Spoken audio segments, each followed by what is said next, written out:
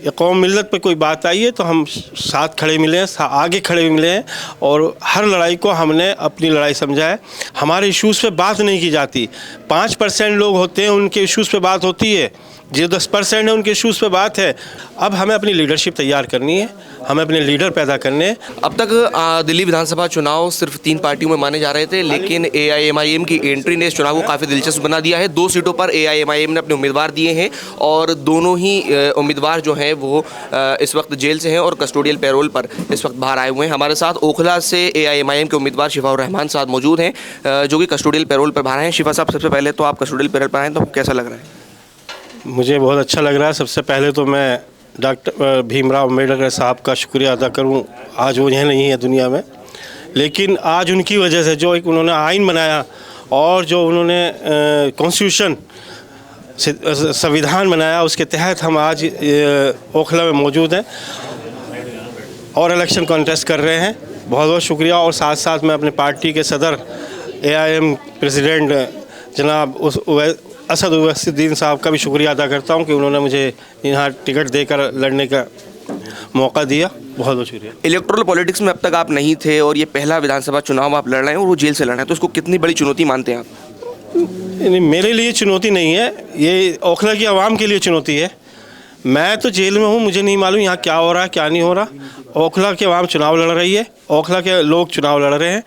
अब वो किस उसमें लेकर जाते हैं वो ज़्यादा बेहतर जान सकते हैं कि वो किसको सेलेक्ट करते हैं। इसी ओखला में आप एज स्टूडेंट रहा करते थे, उसमें आपने जवानी बिताई। अब यहाँ पर आप एक कैंडिडेट बने हुए हैं एक पार्टी के, तो आपके लिए क्या रोड मैप आपके पास है ओखला के लिए? देखिए, मैं जब जामिया में स्टूडेंट था तो जब हमने माइनॉरिटी स्टेटस की लड़ाई लड़ी और 2011 में जामिया मिल्लत इस्लामी को माइनॉरिटी कैरेक्टर स्टेटस मिला। उसके बाद जब भी कोई जामिया पे या मिल्लत पे कोई बात आई है या कौम मिल्लत पे कोई बात आई है तो हम साथ खड़े मिले हैं, आगे खड़े मिले हैं और हर लड़ाई को हमने अपनी लड़ाई समझा है। हर कौम मिल्लत के साथ पहले भी थे, आज भी और रहेंगे। आरोप प्रत्यारोप का दौर जारी है और यह आरोप लगाए जा रहे हैं कि AIMIM ने यहाँ पर वोट काटने की राजनीति की है। इस पर क्या कहेंगे आप? देखिए, वोट काटने की राजनीति नहीं है। अगर वोट काटने की राजनीति हम कर रहे हैं तो AIM पार्टी कर रही है। उससे पहले आम आदमी पार्टी हरियाणा के अंदर, गोवा के अंदर, गुजरात के अंदर क्यों लड़ी और उन्होंने क्यों वोट काटे और क्यों दूसरों की BJP की सरकार बनी? सवाल उनसे पूछना चाहिए। AIM तो सिर्फ 2 सीटों पर इलेक्शन लड़ रही है, वो किसी का वोट नहीं काट रही है। वो तो ये साबित करना चाहते हैं कि हमारी लीडरशिप कैसे आगे बढ़े, हम कैसे आगे बढ़े। सवाल ये है कि सिर्फ ओखला की आवाम का मसला नहीं है, पूरे हिंदुस्तान का मसला है कि हम लोग कहाँ खड़े हुए हैं, हम बार्गेनिंग की हैसियत में है या नहीं है, हम अपने इश्यूज़ को कैसे, हमारे इश्यूज़ को ढक दिया जाता है, हमारे इश्यूज़ पे बात नहीं की जाती। 5% लोग होते हैं उनके इश्यूज़ पे बात होती है, जो 10% है उनके इश्यूज़ पे बात है, जो 15%, 18%, 20 किसी स्टेट में 20% है उनके उस इश्यूज़ पे कोई बात नहीं होती है। तो हमें एक लीडरशिप अपनी तैयार करनी है जो कि सो कॉल्ड पार्टियाँ बैठ के ये कहती है कि हम सपोर्ट कर रहे हैं, हम सपोर्ट कर रहे हैं, या हमें वोट चाहिए, हमें वोट। अगर वोट चाहिए तो हमारे इश्यूज़ पे बात करिए।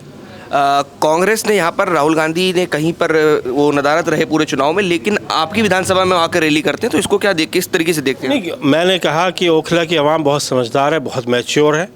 ओखला की आवाम समझती है कि हमें वोट किसे कास्ट करना है और किसको नहीं करना।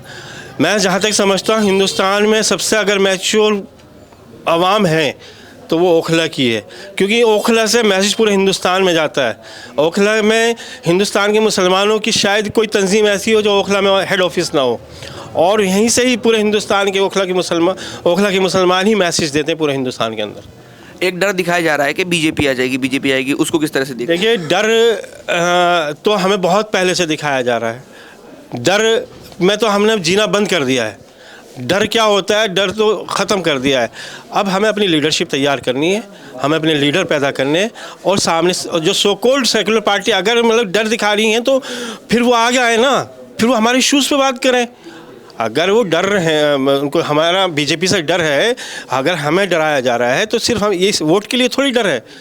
हमारे जो इश्यूज़ है, हमारे स्कूल का इशू है, हमारे रोज़गार का इशू है, हमारे हॉस्पिटल का इशू है, उस पर क्यों नहीं बात करती सेकुलर पार्टियाँ? उस पर भी बात करें ना।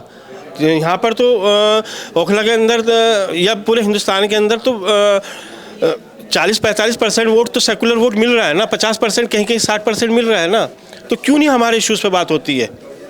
हमारे इश्यूज़ पे भी तो बात होनी चाहिए ना, उस पर तो नहीं कोई करता। कोई अपील आप करना चाहेंगे ओखला के वोटर से? नहीं, मैं ओखला के वोटर से तो यही अपील करूँगा, क्यों जो आज तक हम लड़ते आए हैं सबके लिए, आज मौका है सबको, ओखला की आवाम को हमारे लिए लड़ने का, तो शाना बरशाना साथ मिल के लड़ें। और ओखला की आवाम बहुत समझदार है, बहुत मैच्योर है, वो इंशाल्लाह रिज़ल्ट अच्छा ही देगी। तो ये थे हमारे साथ AIMIM के कैंडिडेट शिफाउर रहमान, जो कि जामिया एलुमनी प्रेसिडेंट भी रह चुके हैं और इस वक्त AIMIM के टिकट पर ओखला विधानसभा से उम्मीदवार हैं। कैमरा पर्सन सद्दाम हुसैन के साथ ऑब्जर्वर पोस्ट के लिए अदनान अली की रिपोर्ट।